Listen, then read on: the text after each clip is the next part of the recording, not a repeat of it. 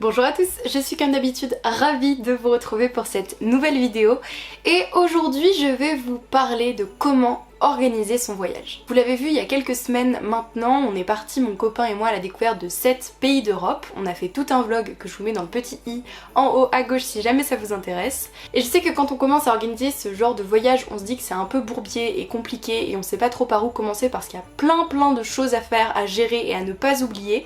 Donc dans cette vidéo je vais vous parler de tout, mes conseils, mes tips, toutes les choses à faire, toutes les aides que vous pouvez avoir et prendre pour organiser tout ça, et ça s'adapte que vous soyez en couple, seul, entre amis, en famille, etc. Sans plus tarder, on est parti. Déjà, la toute première chose et la toute première info, c'est prenez de l'avance pour la préparation de votre voyage parce que ça prend du temps, énormément de temps, parce qu'il y a plein de passes à faire, il y a plein de choses où ça prend un certain délai, etc. Donc prenez-vous-y à l'avance, histoire d'avoir les trucs moins chers aussi, parce que les logements, plus vous y prenez tôt, et plus vous aurez des bonnes affaires. La première chose, c'est évidemment de savoir dans quel pays vous voulez vous aventurer, au moins dans les grandes lignes. Nous, on savait qu'on voulait faire des pays d'Europe. Ce qu'on a fait, c'est donc qu'on est allé chacun sur My Maps et qu'on a posé des points sur la carte, sur toutes les villes où on se disait qu'elles étaient jolies, intéressantes à visiter, etc. Ça prend pas mal de temps parce que, évidemment, en dehors des capitales, il faut trouver toutes les petites villes jolies et sympas, où il y a un petit truc à faire qui peut être plaisant ou je ne sais quoi, donc ça prend un certain temps. Et si jamais, vous pouvez juste aller sur internet et taper les plus belles villes d'Autriche et vous aurez toute une liste des plus jolis endroits à visiter lors d'un voyage, donc ça peut clairement être une très bonne aide. Vous vous retrouvez donc avec une idée très générale et très globale, avec évidemment beaucoup de villes sur votre carte, c'est normal, c'est tout ce que vous aimez, et par la suite il faudra évidemment faire une sélection. Ensuite, il faut déterminer combien de jours exactement vous voulez partir, votre date de départ et votre date de retour. Je sais que vous avez une idée globale, mais il y a une grosse différence entre partir 42 et 48 jours. Ça, c'est à déterminer en fonction de vos disponibilités, évidemment, du budget que vous avez et aussi du pass Interrail que vous décidez de prendre si jamais vous passez par Interrail. Nous, c'est ce qu'on a fait et honnêtement, je le regrette pas du tout. C'est vraiment un bon plan, surtout pour les jeunes de moins de 27 ans où il y a des bons tarifs, des bonnes offres, et donc je vous conseille de regarder ça avant de partir. Du coup, Interrail, comment ça fonctionne? Dans les grandes lignes, tu choisis un certain nombre de trajets que tu peux faire en un laps de temps donné. Donc ce qu'on a pris nous, c'était du coup 15 jours de voyage sur 2 mois. Ça paraît pas énorme, mais je vous assure qu'il faut avoir le temps de visiter les villes entre chaque jour de voyage, donc au final ça va assez vite. Bon à savoir aussi, pour une journée de voyage, vous pouvez prendre autant de trains que vous le voulez, donc visiter plusieurs villes en une seule journée si jamais vous le souhaitez. Après, je vous laisse vous renseigner directement sur Interrail pour avoir toutes les infos, ce sera beaucoup plus simple. Une fois que vous savez exactement combien de jours vous partez et combien de jours de voyage vous avez, ça vous permettra de déterminer quelles sont les villes que vous voulez faire pour qu'elles rentrent dans votre programme.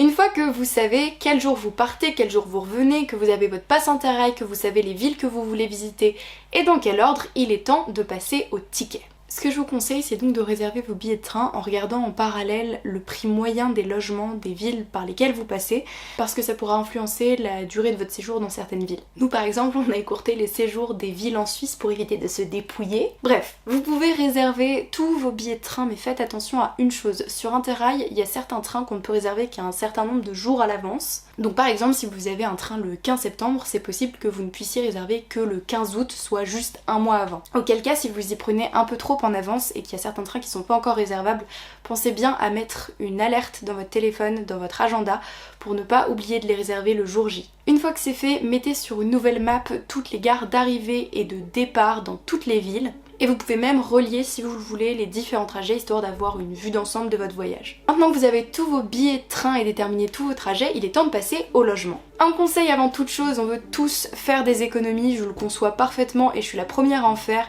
mais si jamais vous voulez faire des économies sur les logements, faites des économies sur les premiers, ceux du début de voyage, parce que je vous assure qu'à choisir, vous préférez être dans un truc un peu confortable à la fin du voyage quand vous serez fatigué. Pensez aussi à vérifier la longueur du trajet entre votre gare d'arrivée ou de départ et votre logement, parce que vous pouvez très vite vous retrouver à avoir des frais supplémentaires pour des transports ou à marcher avec un sac à dos d'une demi-tonne sur le dos pendant 107 km, et je vous assure que c'est vraiment pas pratique. Pour réserver vos logements, je vous conseille d'utiliser Cozy Cozy, qui est un comparateur d'hébergement, qui vous permettra de trouver plein de trucs moins chers dans plein de villes confondues et sur plein de sites confondus aussi. On a Airbnb, Booking, Abritel, Expedia, etc. D'ailleurs, si vous voulez faire des économies sur vos logements, vous pouvez faire du home camper, soit dormir dans une tente dans un jardin de chez quelqu'un, dormir dans des chambres d'hôtes, ou bien des auberges de jeunesse en dortoir ou en chambre à part. Vous pouvez aussi prendre des logements complets, on dirait pas, mais en réalité ça peut permettre de faire des économies sur tout ce qui est nourriture, parce que cuisiner et avoir des plaques, ça permet vraiment de pouvoir cuisiner des pâtes, du riz, des choses qui sont bien plus simples, et le budget bouffe n'est clairement pas à négliger. On a fait l'erreur, on en a payé les frais. Vous pouvez aussi utiliser Igral qui fonctionne avec le système de cashback. De toute façon, je vous mets un lien d'affiliation dans la barre d'infos. Si jamais vous voulez vous inscrire par là, vous gagnerez 5 € à votre inscription. Je vous assure qu'il n'y a pas de petites économies dans ce genre de voyage. Vraiment prévoyez à l'avance pour trouver des logements moins chers. Plus vous attendez la dernière minute et plus les prix seront exorbitants. N'oubliez pas de faire des passes de temps en temps sur vos précédentes réservations pour voir si les autres n'ont pas annulé votre séjour, parce que ça peut arriver plus que ce qu'on pense, notamment sur Airbnb. Et pensez aussi à vérifier de temps en temps les trajets en train qui peuvent être modifiés ou annulés, etc. et qui donc peuvent créer des modifications sur la durée de votre séjour et qui peuvent vous pousser à ajouter une nuit ou en enlever une dans certaines villes. Bref, dans l'idée, faites des passes de temps en temps pour checker si tout est ok dans tous les domaines. Une fois que tous vos logements sont réservés, encore une fois, comme d'habitude, on les ajoute à la map.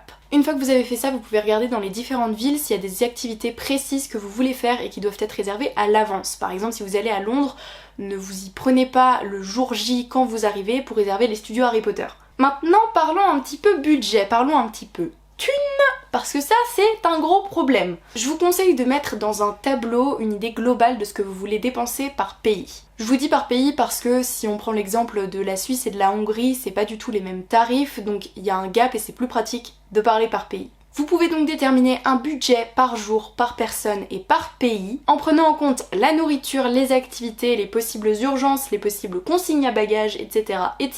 Et sans oublier que vous avez déjà payé et votre passe Interrail et tous les logements. Si vous partez à plusieurs, que ce soit en couple, en famille ou entre amis, ce que je vous conseille de faire, c'est d'avoir soit un tableur, soit plus simplement un tree count pour savoir qui paye quoi. Et continuez pendant tout le voyage avec les billets de train, les activités, les logements, les courses sur place, histoire d'avoir des dépenses équitables à la fin de votre voyage. L'organisation générale de votre voyage étant faite, on arrive au moment où vous allez partir. Et là, il y a plein de petites choses à ne surtout pas oublier. Déjà, imprimez tout.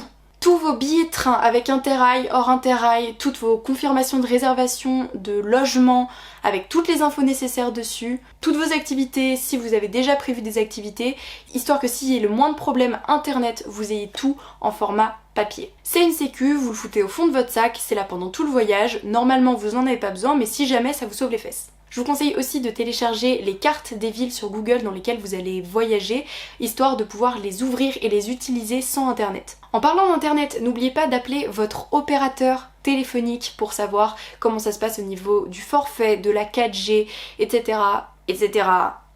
Parce que c'est pas une fois à l'étranger qu'il faudra se rendre compte que finalement vous pouvez ni appeler, ni utiliser internet, ni rien du tout. Concernant la banque, n'oubliez pas de prendre leur numéro pour pouvoir les appeler depuis l'étranger si jamais vous avez le moins de problèmes avec votre carte et que vous devez faire opposition. Parfois aussi, ça c'est à voir avec votre banque, mais il est demandé de déclarer son voyage si vous passez par plein de pays, etc. histoire qu'ils ne vous bloquent pas la carte parce que elle se balade dans 12 000 pays et ils n'ont pas l'habitude qu'elle fasse ça. Renseignez-vous aussi sur la monnaie des autres pays dans lesquels vous allez parce que des fois c'est plus intéressant de changer la monnaie directement en France. Et n'oubliez surtout pas de demander si vous avez des frais de change parce que ça c'est le genre de conneries, on n'y pense pas et ça va très vite, très vite. Pour ce qui est des documents, n'oubliez évidemment pas votre carte d'identité ou passeport et puis surtout n'oubliez pas d'avoir une copie imprimée, encore une fois, avoir une version papier, c'est une sécurité. Pensez aussi à demander la carte européenne d'assurance maladie si jamais vous voyagez au sein de l'Europe et pensez à avoir une assurance rapatriement si vous sortez de l'Europe, c'est hyper important. Pour commander la carte que vous utiliserez en Europe, il suffit d'aller sur Amélie, c'est en ligne, vous cliquez sur commander la carte et c'est tout bon.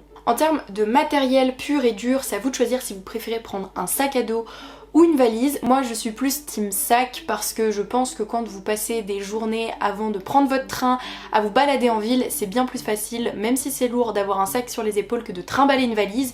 Et puis ça évite aussi d'avoir à la poser dans une consigne à bagages qui est payante et qui est chère. N'oubliez pas de prendre une batterie externe histoire de pas vous retrouver en rate de batterie comme ça dans un pays à l'étranger. Si vous comptez prendre des photos ou des vidéos, n'oubliez pas de prendre des cartes SD et micro SD, de prendre pourquoi pas un adaptateur avec un disque dur qui va avec. Bref, débrouillez-vous pour avoir de quoi stocker toutes vos photos et vos vidéos, sinon vous serez très vite limité. Enfin, je vous conseille d'avoir un drive partagé avec toutes les personnes avec qui vous partez et dans lequel vous mettez des dossiers pour chaque jour de voyage, dans lesquels vous mettez les logements, les billets de train, les activités, etc. etc. Et puis vous créez une autre page un petit peu emploi du temps où vous mettez pour tout le mois les horaires de début de trajet, de fin de trajet, de changement de train, de début d'activité, de fin d'activité, d'heure à laquelle vous avez le logement, de l'heure à laquelle vous devez quitter le logement et toutes ces conneries là pour ne pas oublier. Et voilà, c'est tout bon, je crois n'avoir rien oublié, je crois que vous êtes parés à partir dans cette grande aventure. Vous allez très certainement avoir des petites galères, des petits imprévus. C'est toujours comme ça, c'est pas grave, ça fait partie de l'aventure. J'espère de mon côté vous avoir aidé à organiser ce voyage ou au moins à comprendre comment nous de notre côté on a pu l'organiser. On n'a pas été parfait, on a fait certaines erreurs, surtout au niveau du budget, mais bon, on apprend avec le temps. J'espère que la vidéo vous a plu, je vous retrouve demain pour une nouvelle vidéo, je vous fais plein de gros bisous. Bye tout le monde!